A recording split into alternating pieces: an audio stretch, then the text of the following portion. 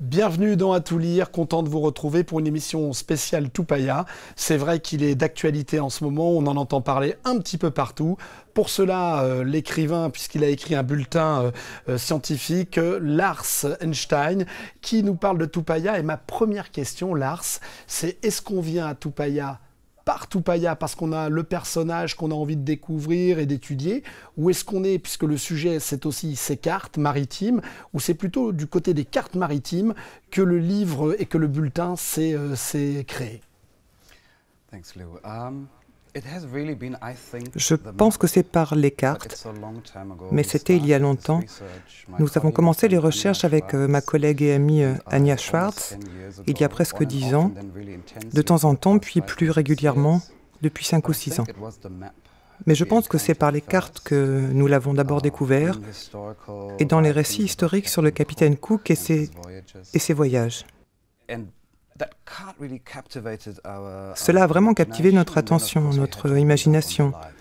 Et bien sûr, cela nous a amenés à nous documenter sur la vie de ce grand homme, à suivre tous les récits le concernant, puis à faire plus de recherches. Une collaboration avec donc une collègue, 10 ans de travail pour finalement se rendre compte que ces deux mondes, le monde polynésien à travers Tupaya et le monde européen, n'avaient pas forcément les mêmes codes, la même façon de travailler. Et ça, c'est intéressant parce que je crois que dans ton bulletin, il a fallu décrypter, décoder en fait. Les Européens ont été obligés de décoder ces cartes que Tupaya avait écrites, mais avec son fonctionnement à lui. Tu peux nous en dire un petit peu plus là-dessus? Les cartes ont constitué un mystère pour les chercheurs car elles ne suivent pas les conventions européennes de la cartographie. Les Européens voient l'espace comme un plan plat et fixe. Ils le regardent d'en haut comme le ferait un oiseau. Puis ils tracent un point de A à B sur la carte et tout est stable. Mais ce n'est pas ainsi que les Polynésiens conçoivent le monde ni leur relation avec celui-ci. Pour eux, de bien des façons, et c'est aussi ce que nous disent les navigateurs, le monde n'est pas fixe. Mais les navigateurs sont fixes au sein du monde. Et le monde se déplace autour d'eux. Les étoiles, nos ancêtres bougent, la vie marine bouge, le soleil, les planètes bougent, et même les îles bougent.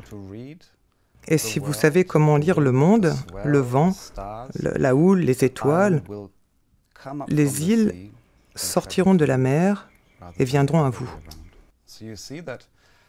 Et non pas l'inverse. Donc vous voyez, le défi de cette carte est de comprendre que deux personnes très différentes se sont rencontrées autour de la grande table à dessin de l'Endeavour, un Tahitien avec cette connaissance de faire partie de ce monde et d'y être relié, et les Européens, et leur étrange façon de fixer le monde dans cette espèce de stratégie pour leur permettre de s'orienter, et comment ont-ils réussi à échanger de façon compréhensible, c'est le vrai défi, pour commencer à comprendre comment la carte s'est développée. Est-ce qu'on avait ces deux visions du monde, c'est-à-dire Tupaya qui avait une vision encore, excuse-moi, mais de la Terre qui était plate, parce que tu parles d'un oiseau, donc avec une vision comme si la Terre était plate et avec un champ dans cet esprit-là, et finalement des Européens qui avaient déjà connaissance d'une Terre ronde, et du coup qui étudiaient les étoiles et tout, parce que je crois, et là aussi tu pourras nous expliquer, que Tupaya, lui, ne se référait pas tellement aux étoiles finalement. C'est pas les étoiles qui étaient son axe en tout cas d'études sur les cartes maritimes. Les Européens, bien sûr, savaient que la Terre était ronde, mais dans la pratique, ils l'ont aplatie. Ils utilisaient une technique de projection pour que la carte soit plate. Et lorsqu'ils naviguaient, ils ne regardaient pas le monde différemment des navigateurs polynésiens. Les deux utilisaient les étoiles. Les Européens avaient besoin des étoiles et plus particulièrement du Soleil pour les mesures au sextant, pour connaître l'angle, pour connaître leur latitude, la distance du pôle. Et ils devaient faire d'autres mesures pour connaître leur position d'est en ouest Et Tupaya faisait des choses similaires. Il connaissait les étoiles de façon très élaborée et très sophistiquée. Il effectuait des calculs en observant les étoiles avec la direction du vent. Le vent était très très important, au moins autant que les étoiles. Le vrai défi pour une carte, ce n'est pas que vous faites les choses de façon totalement différente, mais vous représentez le monde différent. D'un côté, vous avez la tradition écrite, cartographie, dessin. De l'autre, vous n'avez aucune représentation, mais des chants, une transmission orale, des groupes d'étudiants auxquels vous transmettez vos connaissances. Alors ça c'est intéressant, c'est-à-dire que on comprend bien que à travers les chants, là je voulais que tu nous en dises un peu plus, parce que les chants ici c'est important, c'est tradition, et il y avait donc pour la mémorisation, si j'ai bien compris, de ces cartes, il y avait des chants spécifiques avec des noms d'îles, et c'est ce qui permettait finalement de mémoriser et de garder tout le travail qui avait été effectué. Ces chants représentent un vrai défi, car je crois que les chants qui ont survécu aux missionnaires et à la colonisation ne sont que le sommet d'un iceberg représentant de nombreux chants. Je pense aussi qu'ils étaient spécialisés, des chants spécialisés pour des spécialistes, comme les navigateurs, et que ces chants étaient probablement sacrés et que vous ne pouviez pas les partager. Donc un grand nombre a dû être perdu, mais je suis certain que pour mémoriser autant d'informations, je veux dire les cartes de Tupaya, il y a des chemins de navigation des Samoa au Tonga, des Cook à Mangareva aux Australes, Pitcairn, Rapa Nui. Et vous avez aussi un autre voyage qui va des Tuamotu aux Marquises jusqu'à Hawaï. Si vous voulez mémoriser cette masse d'informations, pas seulement les îles, mais aussi les positions qu'il faut prendre, les lectures qu'il faut faire des étoiles, de la houle, du vent, et tout cela, il faut une culture orale très sophistiquée.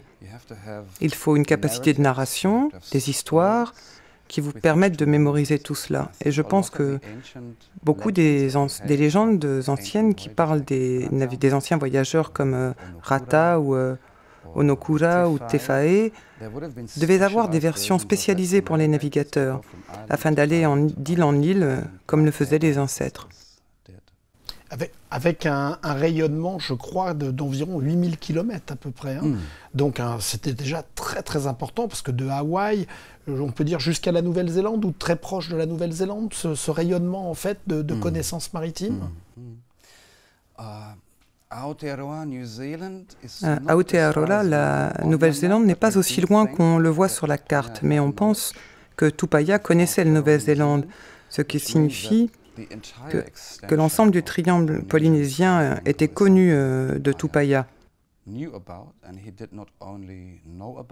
Pas seulement en théorie, il avait des connaissances de navigation. C'est très important car les historiens occidentaux ont déclaré que la tradition du voyage avait cessé bien avant l'arrivée de Cook, aux alentours de 1400-1500, et que toute cette connaissance était perdue lorsque les Européens, et Cook en particulier, sont arrivés. Avec cette carte, nous montrons que ce n'est pas vrai. Les Polynésiens ont toujours su que vous parliez à un pêcheur à Tubuai ou à un Maori en Nouvelle-Zélande, ils savent bien sûr. Mais les Européens en doutaient car ils avaient besoin d'une preuve écrite et la carte, c'est la preuve écrite. Un petit mot peut-être sur Tupaya, un tout petit mot.